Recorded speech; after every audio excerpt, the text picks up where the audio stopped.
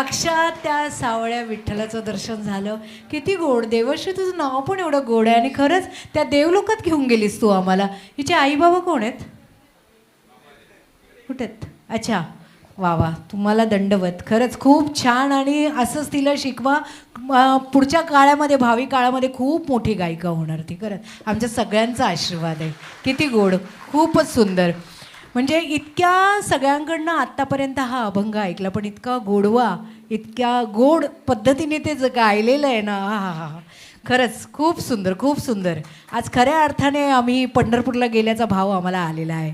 जोरदार टाळ्या झाल्या पाहिजे देवश्रीसाठी आणि तिच्या बाबांसाठी.